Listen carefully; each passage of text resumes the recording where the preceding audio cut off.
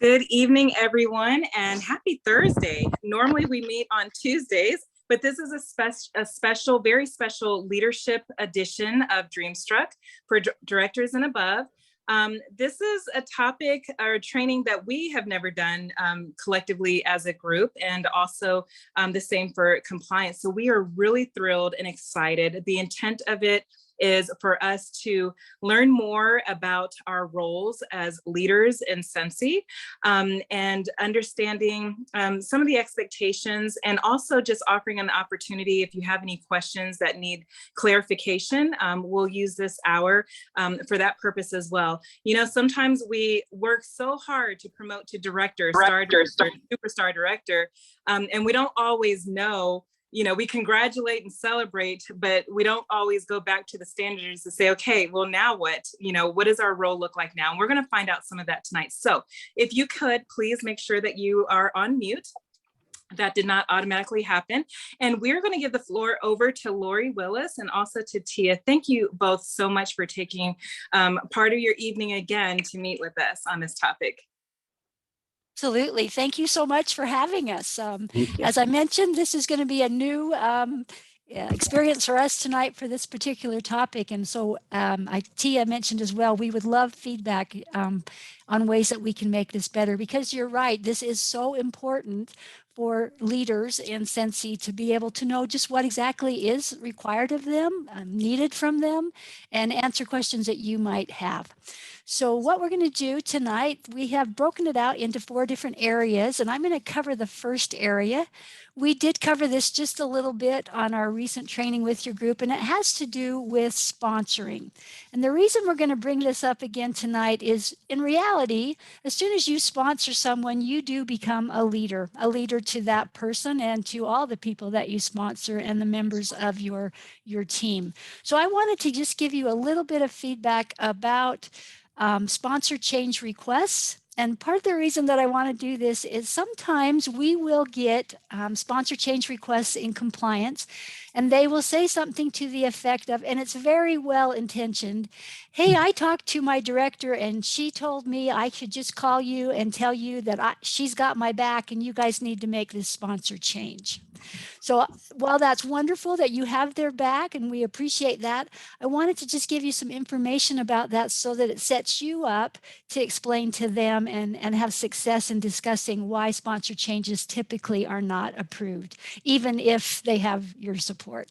So let me just go over a little bit of that.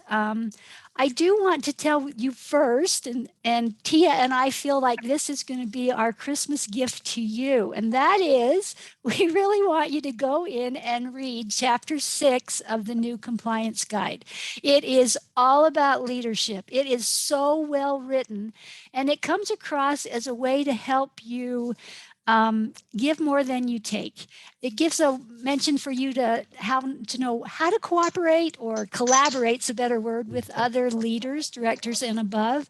When it's a good idea to collaborate, what kinds of things, and when it's a good idea to just maybe step back and let someone lead themselves. So it's just got a lot of wonderful information, a lot of good examples, ideas of how to meet your obligations. And so that's our gift to you. It's been around a while, but we would just encourage you to take some time to read Chapter 6 of the new Compliance Guide. Because I was going to say, sorry to interrupt, Lori, but that's probably the worst gift I've ever given for Christmas. But hopefully it is helpful. It might be a white elephant gift, but it's got some good information. It does. All right. I want to just read to you really quickly what it says about sponsors from the Compliance Guide. It says this, and you guys might be surprised. You might be thinking, well, why don't you guys hold some sponsors to do more? But this is what it says.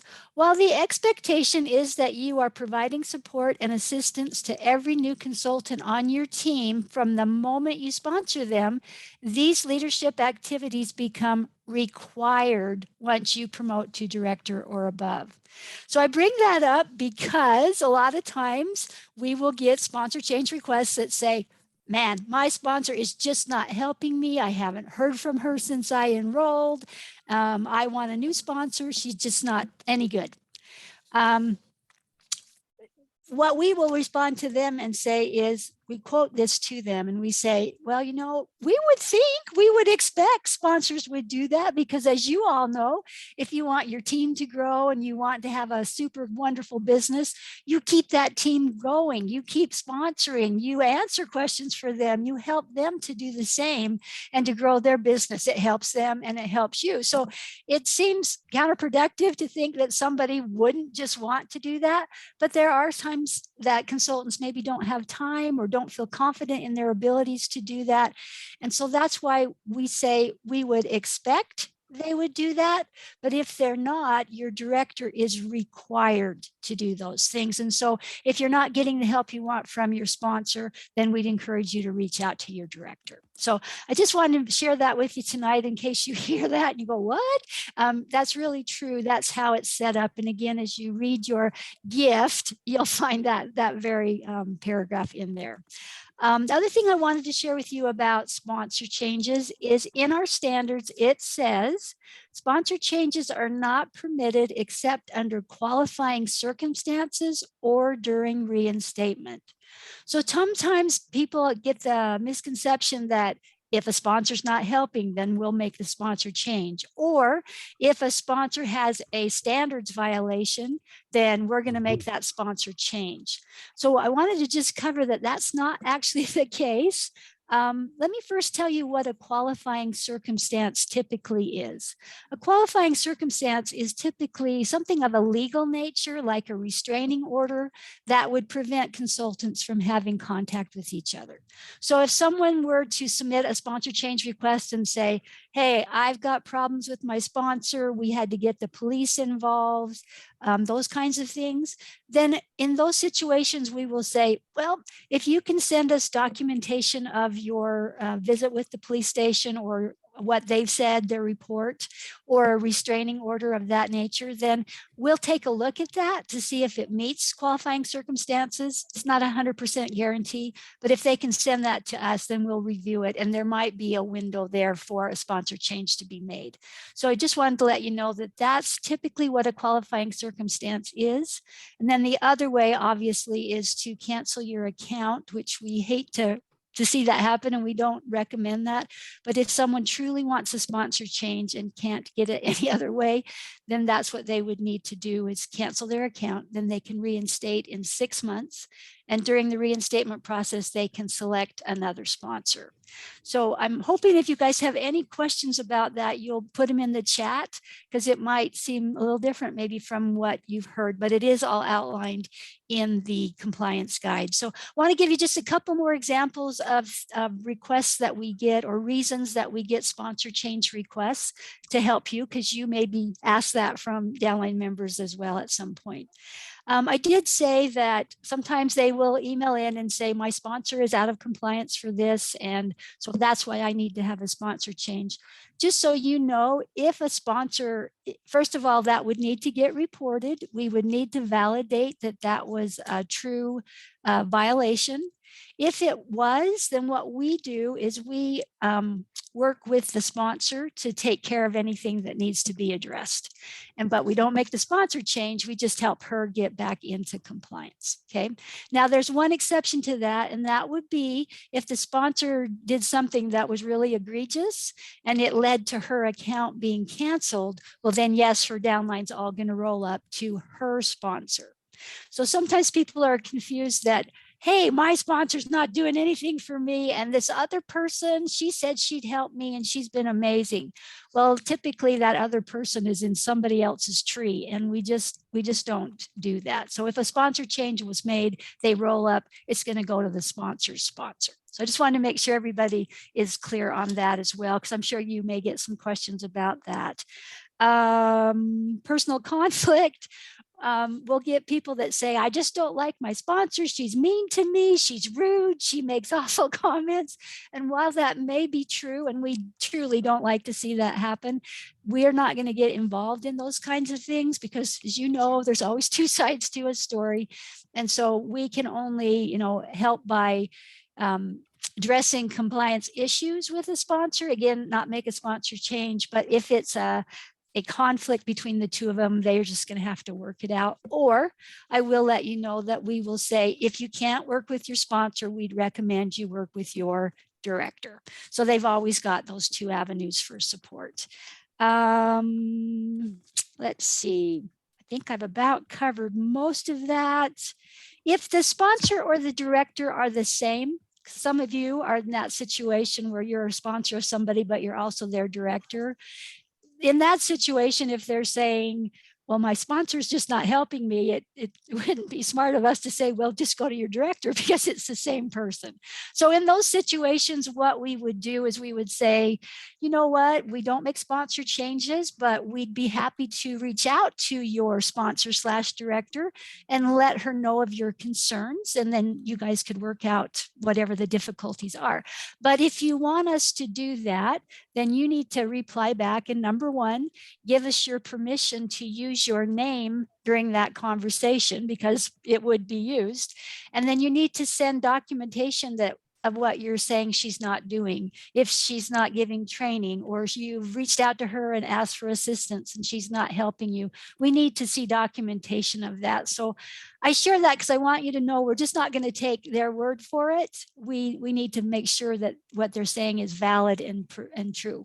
So I will also share this with you, maybe too much information, but in the number of times that we send out that request for information so that we could make that call with the sponsor, I think there has been one time that we've had, since I've been the case specialist over sponsor changes, we've had somebody actually reply, give the documentation, give their agreement for us to have that conversation. It usually stops right there. And I think that's really true because we know that as directors, you guys do all kinds of things for your teams and your downline. And so they don't really have a leg to stand on. And typically they're just trying to get in with a different group. So I share all of this just to let you know that sponsoring is sacred territory to us. If you've done the effort to get a recruit and you're doing your part with them, by golly, you should be able to keep that person. And so we really make sure that we're seeing all sides to it and that we really uphold that standard that says we just typically do not make sponsor changes. So if that helps any of you in conversations you might have with downline or to feel good about the way and secure in the way we handle those, I'm very happy that I was able to share that with you tonight. So I'm going to turn this over now to Tia for our next part. And I know you guys are all probably really interested in this part, and that is the leadership audit process.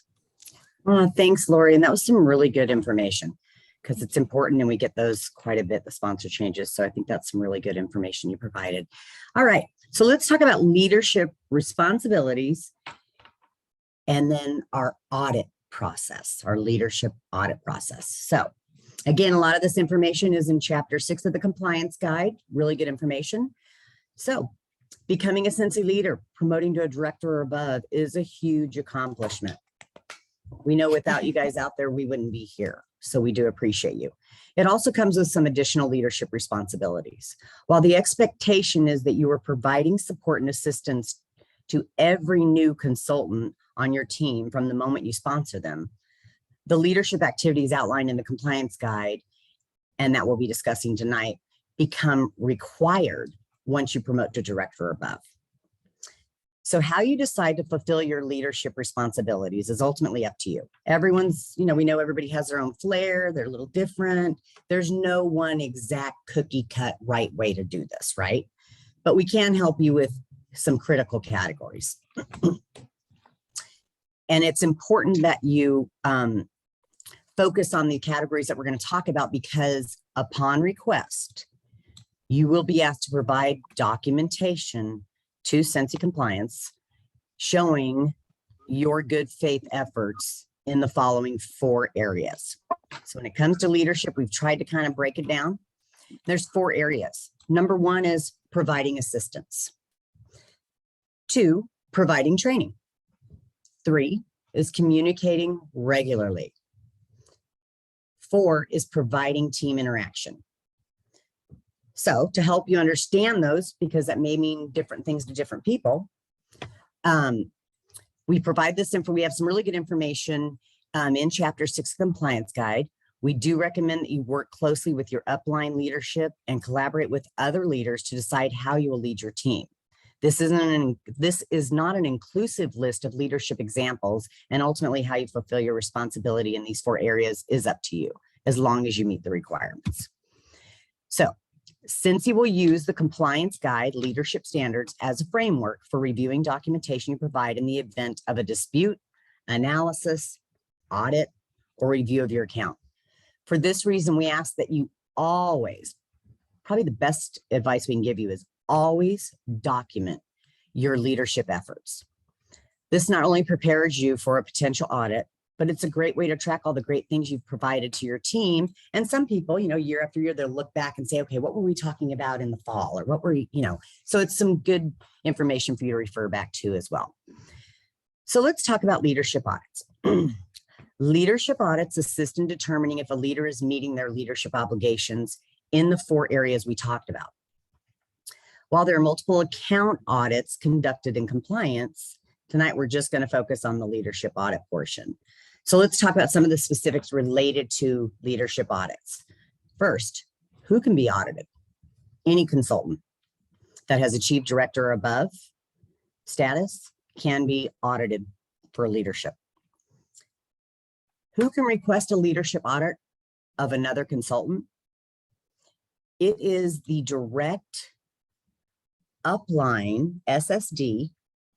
So the SSD for their group members can request it.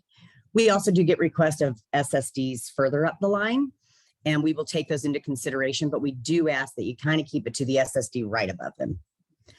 The second way is compliance. We do random audits all the time. So it could be either. So if you're interested in requesting one, how do you submit a request for a leadership audit on someone in your group?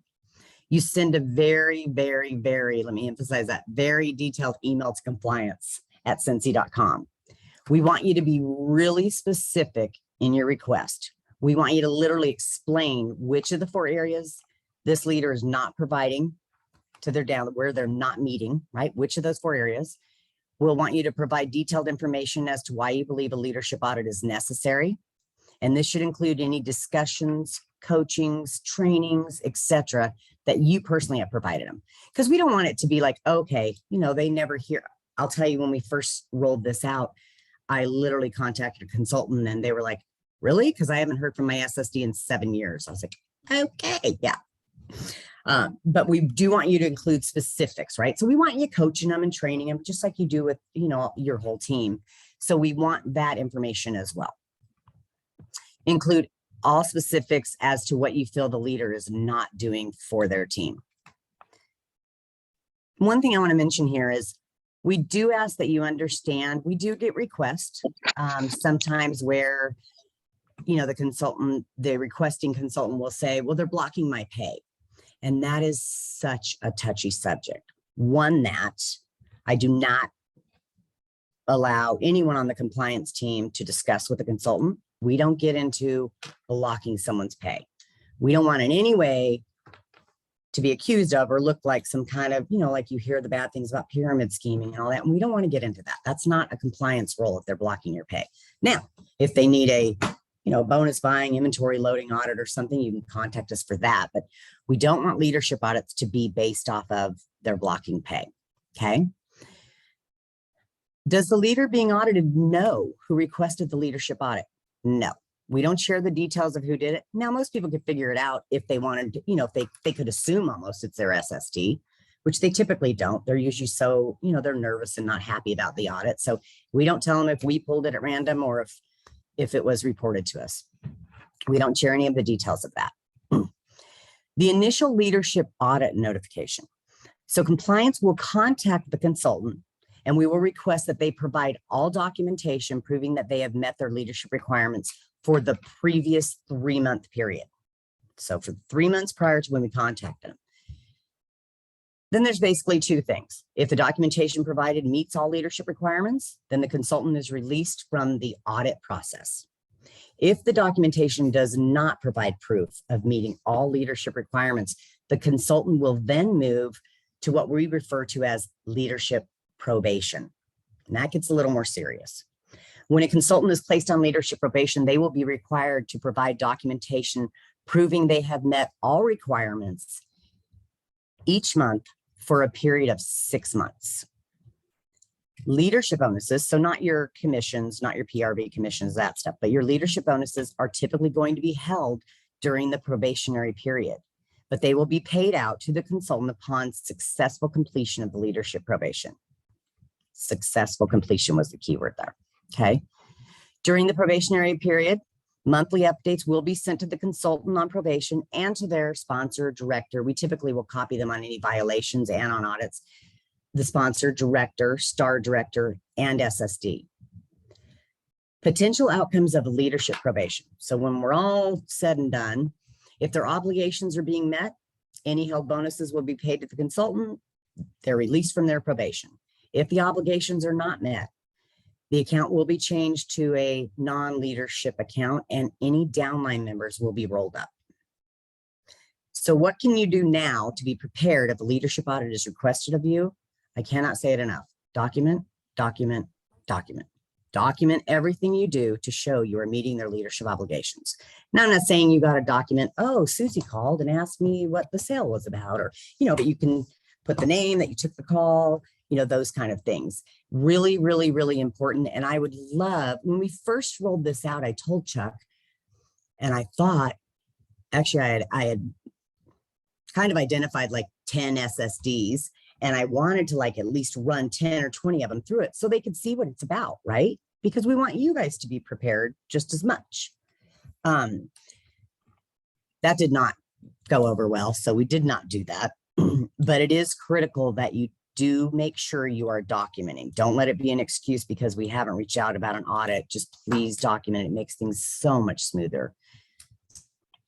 All right, so I'm going to pass it over to Lori, so she can talk about leadership over leaders. That's another fun category. And before I do, Tia, there was just I wanted to also share, if they do not successfully complete the probation and they go to a non-leadership account, the downline rolls up and their title also changes to certified. Correct, Tia? Yes, it does. Okay. Now, you're not locked in forever at that. Okay. It depends kind of how the details of the probation, but yes, it does. Okay. And then one other thing on that is part of the probationary period is they are required, if they agree to do the probation, then they are required every month for the next 6 months to send in the documentation of what they did the previous month to meet those 4 areas. Okay. Absolutely. Yep. And so I also wanted to say in the compliance guide, each of those 4 areas, it lists great examples of things that you can do to fulfill that, but you don't have to do those. If you've got other ways to meet that, talking with them, assistance, training, that's fine. Just you need to be able to show to us, this is what we did to meet that. So sometimes people get confused and they think, oh, well, my director is not doing this one and she's not doing this one under, this one. Just wanted you to know it's not required to do any of those. You just have to show us what you are doing to meet those 4 areas, if that all makes sense. And then one last thing, Tia, I wanted to just include is sometimes, and it goes to the blocking pay situation, sometimes a leadership audit might be requested, and it could be that the person really isn't meeting obligations and she's also blocking pay or different things like that. Sometimes people aren't aware that if the probationary period is not met successfully, or if this person for some reason says, I don't want to do the probationary period, just go ahead and change me to a non-leadership account, then as a certified, they're no longer a director. So that can impact your generation directors and how you do get paid. So I just wanted to share that too, just to help you all think about that. And I'm in no way saying you shouldn't submit a request for a leadership audit if someone is not meeting their obligations, but just to be aware that those things could happen during that process. Absolutely. Good points. Perfect. Thanks, Lori. Yeah. You're welcome. All right. So this part we're going to talk about, and we did cover this in the training meeting we did about a month ago. We're just going to talk about that, as you have new leaders emerge and now you're a director over this director, and maybe you're a star director over this, who has responsibility over who? Because we do, I'm the case specialist over sponsor changes. Another area that I'm over is upline concerns. And so sometimes we will get reports of people saying, hey, I'm really upset with my star director. She keeps reaching out to my team members and I don't want her to do that. And maybe she's even doing something nice and fun, like fun mail or recognition in some way. But it can cause confusion for those team members as well, who's my director and why is this other person reaching out to me? And it can all get confusing where if that star director was the director previously, and now you've got another director in between, who do I go to? Those kinds of things. So that's why we have this portion of the compliance guide to help everybody understand who's responsible for who, and also to help you understand that there are times, and we would think that collaboration would be a great way to go, because your responsibilities as we go through this are to the directors, not to their teams anymore, the people under you that way. But it's also a good idea to understand that, you don't have to be a silo. You don't have to feel like you have to do it all by yourself. And so you can reach out to a director that you have stewardship over and say, hey, I'm going to be doing this great training. I'm wondering if you and your team want to participate. Then that director would be able to invite her team and explain what's going on and set that up. So that's kind of why we're going to just cover this briefly tonight. And again, encourage you to read through that. It's just a good way to know who you have responsibility for and good ways that you can then collaborate. Or you may say, you know what, this is time for me to let this director be on her own and maybe give her some space if you feel that's needed. And those are all up to your opinions and in your relationships with each other. So let me just go through this. I'm going to take it directly from the compliance guide. It starts out talking about as a consultant. As a consultant, your focus should be upon supporting every consultant in your downline. But people need to keep in mind that until you promote to director, that support is going to be shared by your director. So if you're a lead consultant, we want you to support everybody that you've sponsored and who they've sponsored, but you're going to share that responsibility with your director. So I have had people say, why is my director reaching out to my team? I don't want her to do that. And we come back and we say, well, because she's got obligations for your team too. Again, find a way to work together on that.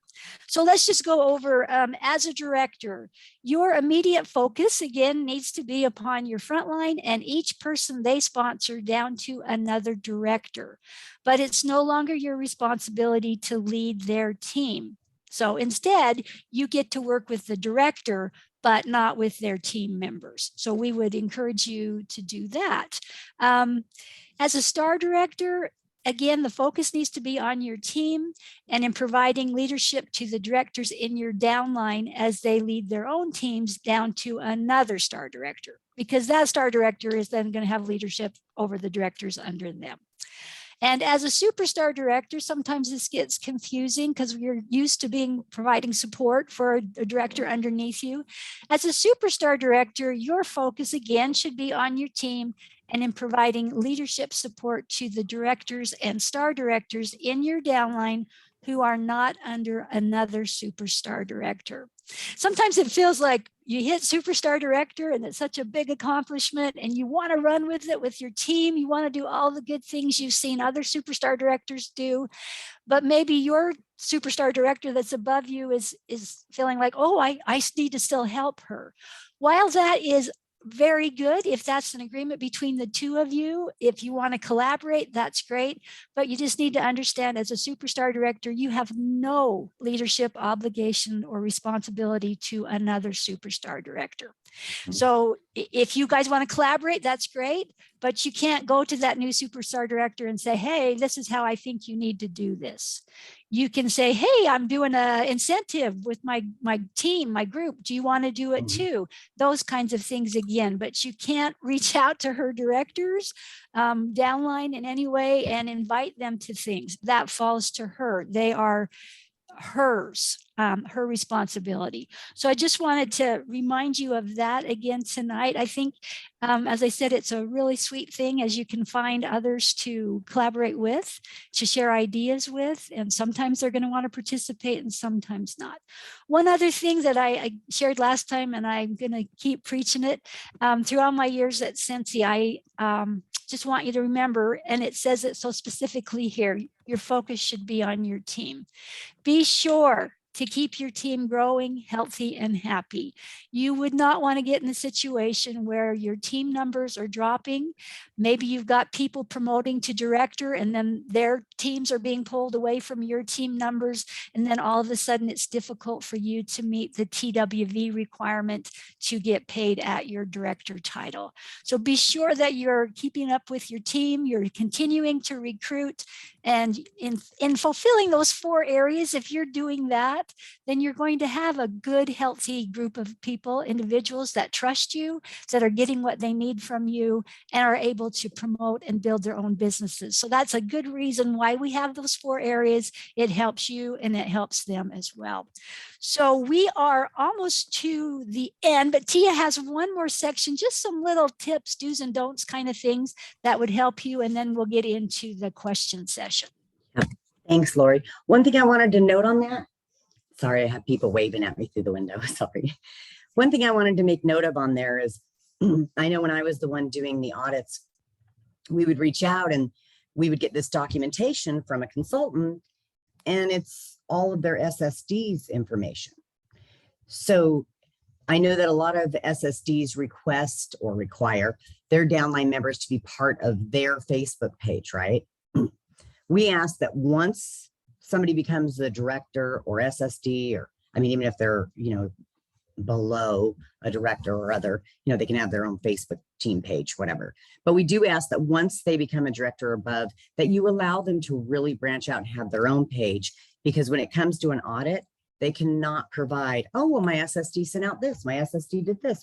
That's not going to help them meet their requirements. That's actually going to go against them. So we don't want them doing that. And we have heard that, especially lately. Donna's actually the person in compliance that is now responsible for our audits. And she's heard that quite a bit. And she asked that I actually mention that tonight, because she's been hearing that quite a bit from people. Well, they told me I have to be part of their page, which I'm sure is not the exact verbiage, but I wanted to make sure we make a point of that. Okay. Recommendations. Remember my favorite word, document, document, document.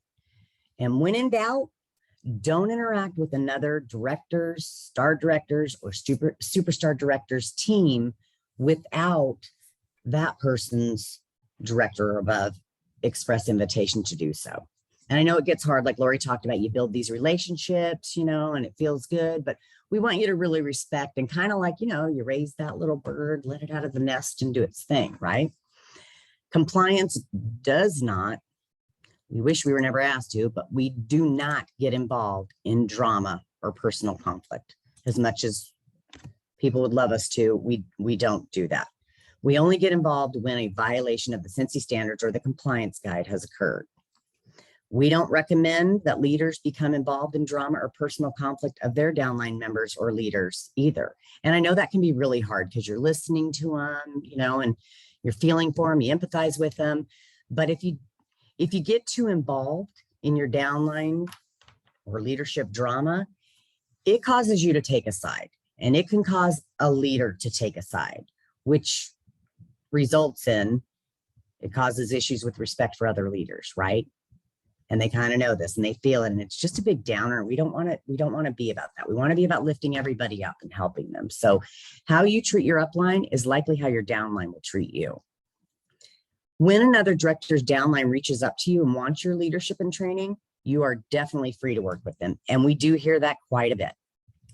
That's usually typically when a sponsor change is happening, they're like, oh, but I've been working with so-and-so. Well, you can keep working with so-and-so if that's what you prefer, but it doesn't mean you're getting that sponsor change, right? So you are okay though, if somebody does reach out to you to work with them. You're not obligated to do that. Obviously, if they're not in your line, you aren't obligated to do that. But if you want to, you absolutely can.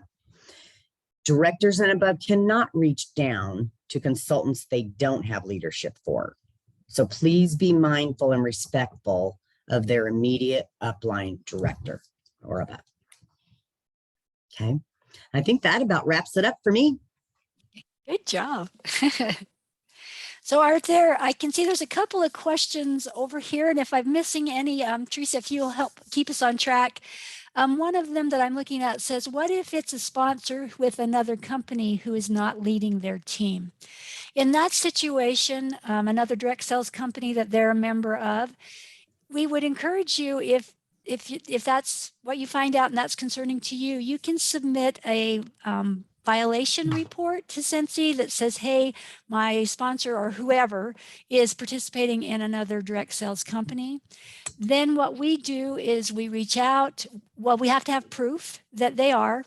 And when we get that proof, then we will reach out and we'll say to them, we've heard from someone who is in your downline who is concerned about this.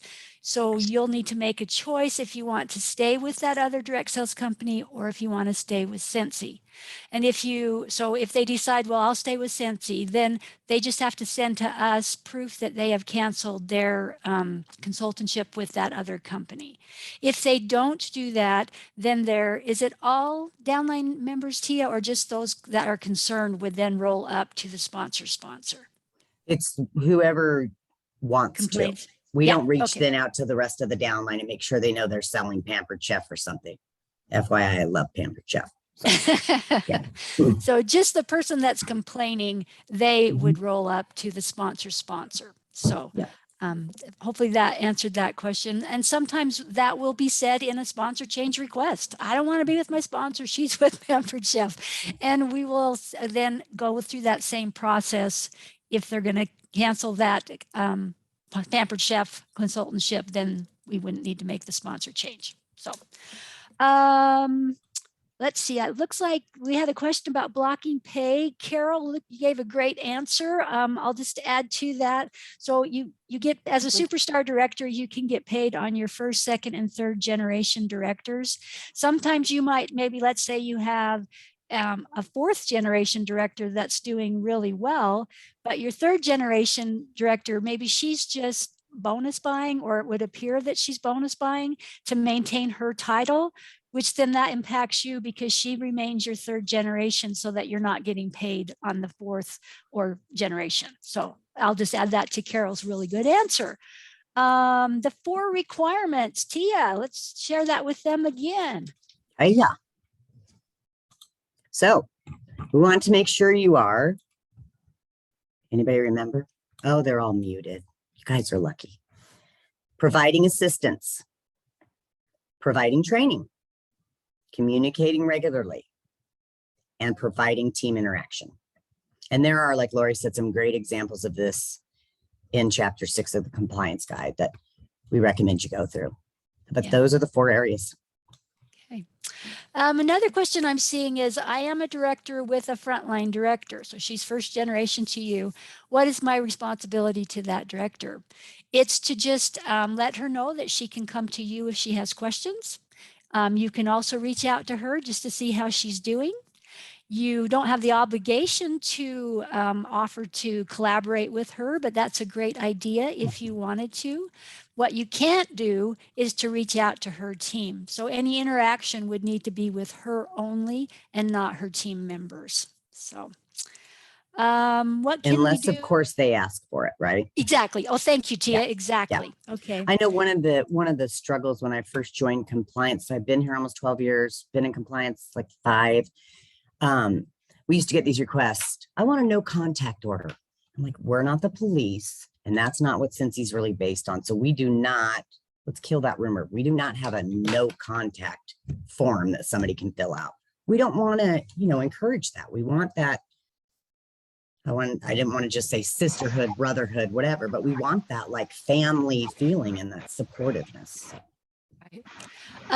Carol has asked, what can we do when we have consultants reach out that never hear from their director or receive recognition? Again, if they're reaching out or up to you, you can take care of them. You can provide recognition, that type of a thing, as long as they're reaching up to you, but you can't just do that on your own and reach down to them. So that's something to keep in mind with that. Tia, another question is, what's the best way to document? I know that as we do these audits, if a lot of times, if you say you have a Facebook page, like a group Facebook page, then and give us access, then we can go on and see, are you posting and is there interaction going on that way as well? But Tia, would you have some other suggestions on that? And actually on the Facebook one, because as much as people think we don't have enough to do and we're out there stalking your Facebook, I promise that's not true. So even better than giving us access, screenshotting your Facebook, great way. Recording the trainings that you're doing like we're doing here, another great way. Emails that you send, and make sure not everybody uses Facebook, so make sure you're, if they don't have Facebook and you're emailing, make sure you still include everybody, because we don't live just by Facebook. We don't get any stock on Facebook, so we don't require that. Most people do, but for those people that, need an email or text, whatever, do that. And I know we touched on this a little bit, but I think it's real important that, especially when you become a director, we know that 90+% of our consultants are either working a full-time job or, either it could be another direct sales company, whatever that is, right? So set some guidelines with your team. Let them know what hours you're available, what days you're available. It doesn't mean you're sitting there then for 3 hours, just waiting for that call, but do let them know so that it doesn't start infringing too much on your personal life, And you can also recommend to them, obviously, standards, compliance guide, calling into consultant support for assistance too. So, and know that we're here to help you. So if you get stuck when you go through chapter 6 and you're like, oh, this isn't working, or what's another way for this, give us a call. We want to help you. We're here to help educate. That's our number one goal in compliance. So we want to help you. We want it to be just as easy of an audit for everybody that it, is for us to do the paperwork. So one of the things that I recommend, and I know when we ask for the documentation, we'll actually say, put it in these 4 headers. And so I actually had a consultant that creates one monthly document. And it's called like Team Support May 2021. And she'll have like a page and it has like the title, 1 page for each one of those 4 areas we talked about. And she literally just puts it on there, And it's done. Yeah. And that's just a great way. And it's easy while you're doing it. Hey, I don't know where we all find the time to do what we do. So I know it's another thing, but it will make any auditing go so much smoother. Well, Tia, I thought of one more thing we need to add to our agenda for this type of training. So thank you guys for letting us try this out on you. That is Facebook, as I mentioned, a lot can be done on Facebook. You can do training on Facebook. Everybody go to the standards and look up this and come back and tell me 2 things you learned. So there's some training going on Facebook, or just the people asking questions for support and assistance. Sometimes, I just wanted to share this part, we understand that Facebook pages, and rightly so, will have rules by the superstar director, if it's her page or whoever's page it is, has rules about how people conduct themselves on those pages. And if someone is not following those rules, it is totally up to you if you feel the need to remove someone from your Facebook page. That is okay. It is not out of compliance to do. We'd encourage you to be sure to let them know, privately why they were removed and what they would need to do to get back on the page. That's a good thing to do. But if you've had to do that with someone, it doesn't remove your obligation to provide those 4 areas to them.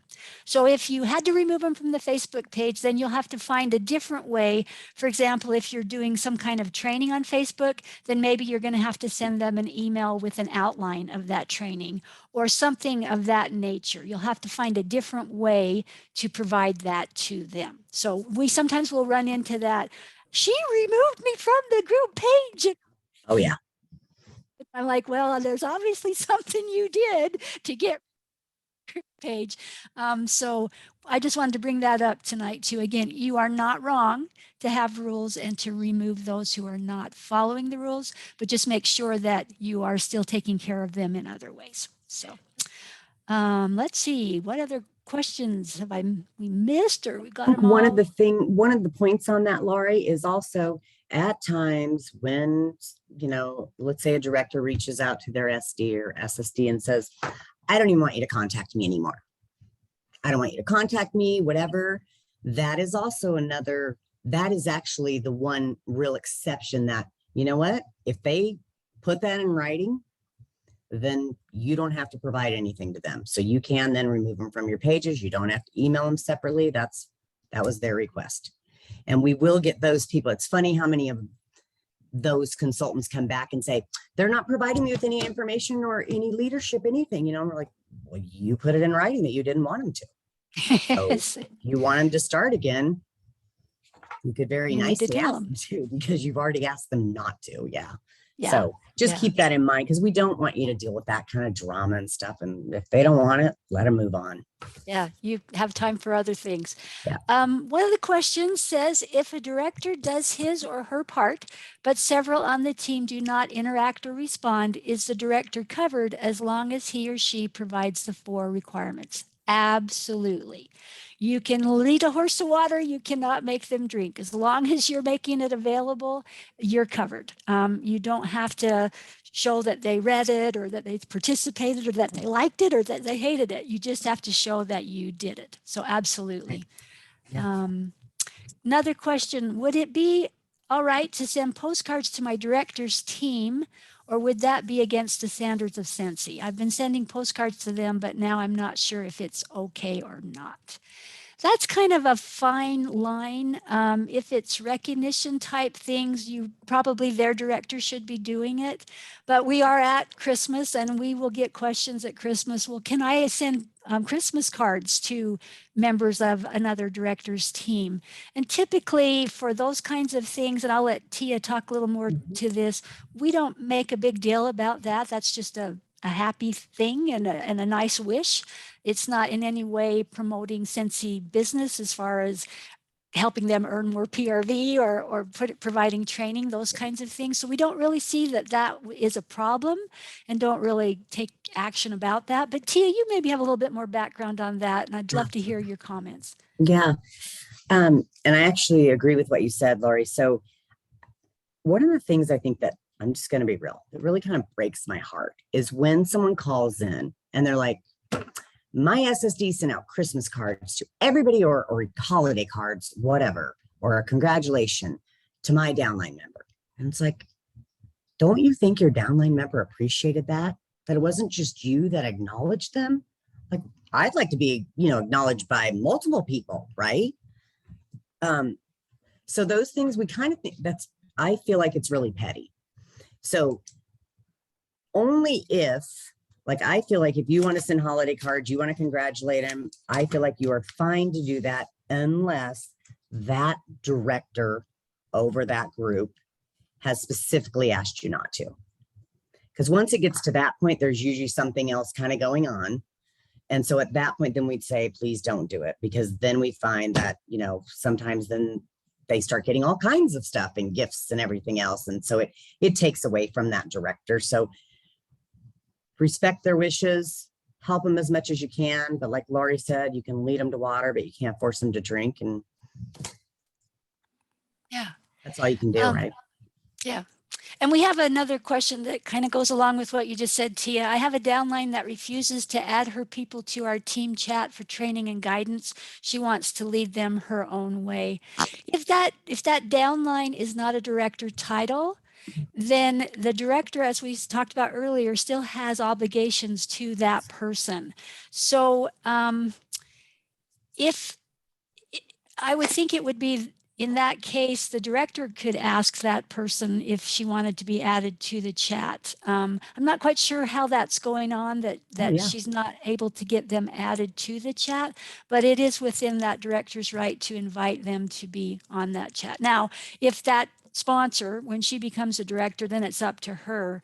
The current director would not have any say in that. What was the next one? I have a consultant that signed up and then the next day blocked me on social media and has not responded to my email or text. Am I okay not to pursue? In answering that, I will say, as long as if you still are doing the Facebook page and she's still invited to be on that, if you do a Facebook page, or if you're sending things out to the rest of your team, email or what have you, then you would still continue to do that.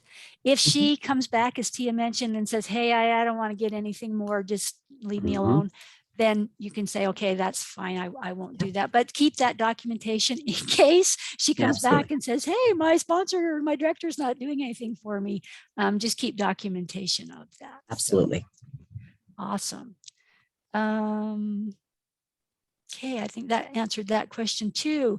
Teresa, did we miss any, or does it look like we got all of our questions? You guys, these are great questions. It's really going to help us do this again another time. And feel free to brag up to your superstar director friends that we would love to do this for them as well, if they want to reach out to me in compliance, and I'll get it scheduled for them. So. Oh, yeah. Well, this has been very awesome. And one of the questions that I had is, you know, when I promoted to director, you know, there was a big celebration and excitement, but I didn't personally understand what I was walking into because I had not been a director for so long. So my question is, will there in the future, maybe when a director promotes to that level, that there might be a formal, I don't know, webinar or training, or even just an email advising them to go to the standards and know what this role looks like? Because I think that that would be a more proactive approach, because I think sometimes, you know, people promote and they do, you know, get a higher pay, but they don't realize that with that pay, you know, the bonuses that they receive, leadership bonuses, that there's responsibilities that come with that. So I guess that's my question, is maybe in the future, is there something being worked on? Yeah, and we do provide, sorry, Lori, go ahead. I'm so sorry. I was just going to say, I do know from my time in the consultant development and training team, we did create a director guide. I understand, unless they've changed it to update it or something, it should be in your workstation if you search for that. And it's the director's guide, and it does give some outlines for a newly promoted director on things that they can and should do. But I love your suggestion. I think we could beef it up quite a bit and just take from this chapter 6 and add that to that as well. So Tia, I saw you jotting it down. I am too. Yeah, I was like, yeah, because I don't think that we do it necessarily proactively. Like when they hit director, let's send this packet out. Yeah, I know they do get they do get a congratulations, and I was under the impression we sent something, but let's check on that, Tia, and see just exactly what we're currently doing. And absolutely, we're going to be, well, we do work with the consultant development training team, and I kind of have a tie to them. Just kidding. Yeah. And then we can see if we can't beef this up a little bit. I think that's a great idea, because I can tell that sometimes people are a little lost. You know, what do I do now? Even star director promotions or superstar director promotions. Well, what do I do now? I can just see how you would feel maybe a bit of panic or even feel lost, but you guys do amazing. You would never know. So yeah, we will double check on that and see what we can't do to beef that up. Okay, and I was also going to see if you could talk about, I know we went over the 4 responsibilities, but sometimes we might have a scenario where we have some directors that they're not present throughout the month, and literally the very last day of the month, they could be at 24 PRV, and then by midnight, they're at 500 PRV.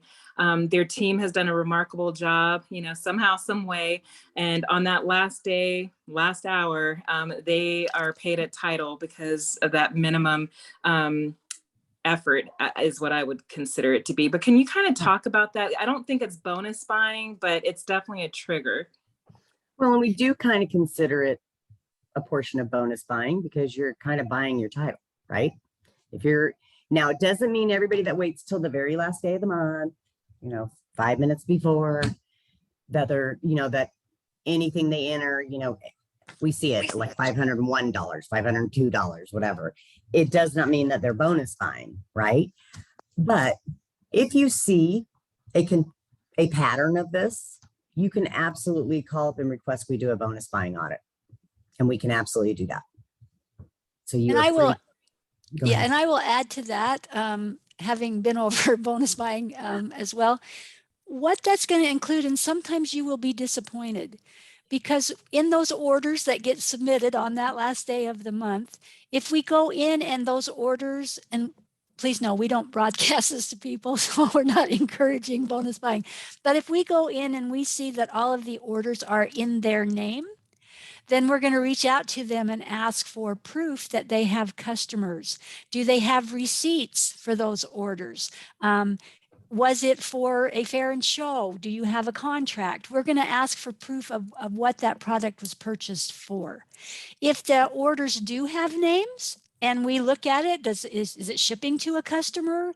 Those types of things that validate it looks like a pretty legitimate order, then we would say, well, no, maybe she, and I know some people will hold orders and not put them in till the last day of the month, or maybe they do it twice a month.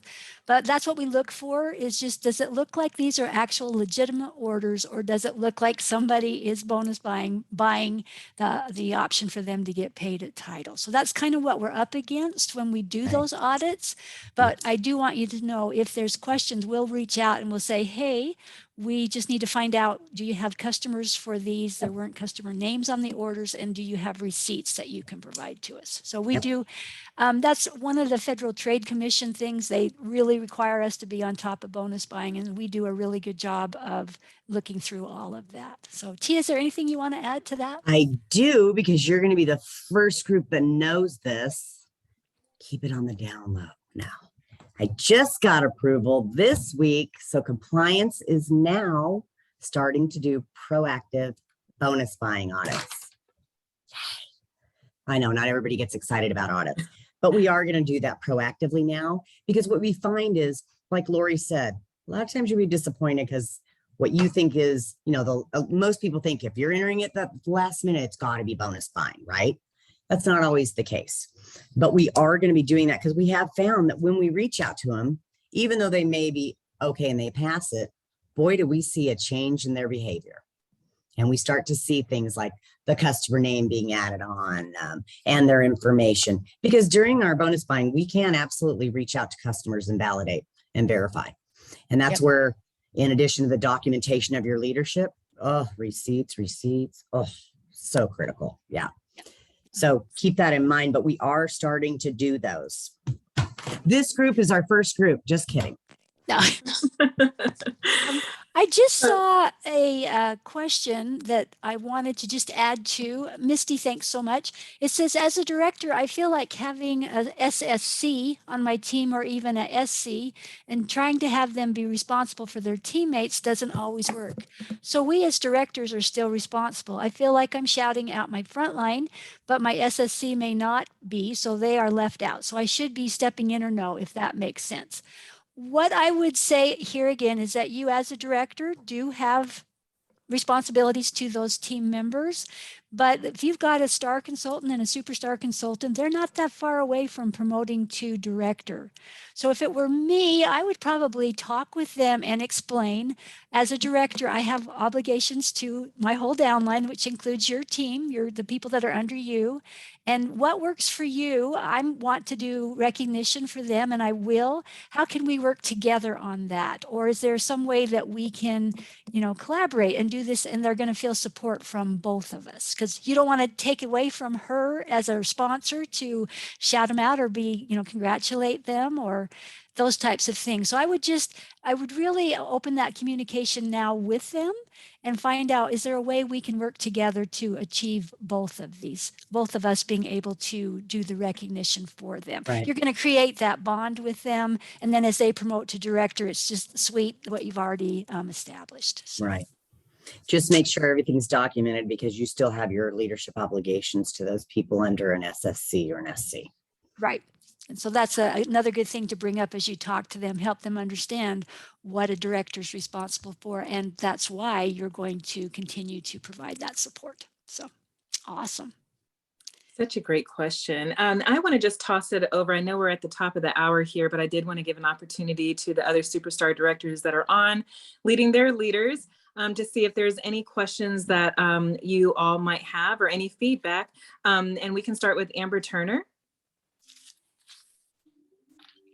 Okay, so I have taken a ton of notes and I've been on the workstation bookmarking different resources as you guys are referencing them. So I don't have any questions, to be honest. I just want to say, as far as the feedback, I've already pinned to my directors group page the compliance guide with chapter 6 noted, and also the new director guide. And that I don't know how I have failed to utilize that, but as an SSD promoting new directors, that will 100%, that new director guide, be my go-to, one of the very first things that I send to them. So thank you for the notes. Thank you for the references. I feel so much more equipped as an SSD now. Oh, Cool. thank you. You're amazing. Thank you. Thank you. Yes, Thank you and guys Amber, so much. I love your glasses. They are so cute. These are actually blue light filtering my eyes. You guys, I'm just not getting any younger. Oh, Those are so cute. Okay, thanks for that. And Dorothy, you're up next. Okay, great. And just to kind of recap what Amber said, is the director guide. That's going to be huge. I'm going to make sure that all of my directors are aware of that, because that is something that I remember hearing about it, but I honestly, I forgot about it. I mean, this year has been so crazy and busy, and I don't even know where the year has gone, but that is going to be a great resource to have. So thank you, and thank you all for your time. We really appreciate it. You know, Dorothy, I have to say, I actually helped create a version of that a few years back, and I had kind of forgotten about it too, until tonight. You guys, oh yeah, we got this great thing. So anyway, Yes. thank you. No, I'm Thank you. excited about it. Thank you so much. You're welcome. And your glasses are cute, Dorothy, too. Thank you, but unfortunately, I need these to see nowadays. It's pretty sad. Okay, and we have Debbie Pitts Palmer on. Debbie, what's your feedback or question? First of all, I'd like to say thank you so much for sharing all of this valuable information with us, because the director guide, I guess I wasn't even aware of that. So this is a learning experience for me, even though I've been with Cincy this year, this month, almost 12 years. There's so much to learn. There's so much to know. There's no way to know all of this stuff. So I am so grateful that you all have taken the time out to explain all of these details to even SSDs. We don't know everything, so we're still trying to learn. I Thank have a you, little Debbie. side note, Debbie. Hi, Debbie. Hey. Sometimes SSDs teach us things. I don't know if you remember when we actually met, but I appreciated you teaching me. Yeah, Debbie, I hope your mom's doing better. I've been kind of watching things on Facebook, so just want you to know I'm thinking about you. Thank you, guys. I appreciate that. You're welcome.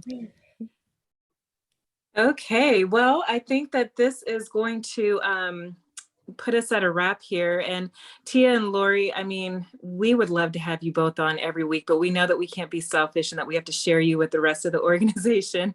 But it's just, you're both just a breath of fresh air. You know, you really have brought a lot of education, you know, to us.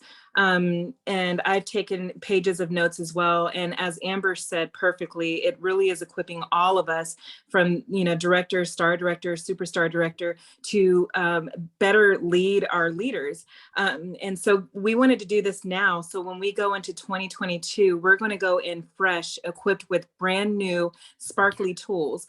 Also, I want to applaud both of you, because you're really changing the connotation of what many of us thought compliance was. I know for me, in other previous companies, we just saw red light, blue light, you know, flashing police. So we thought you could do restraining orders.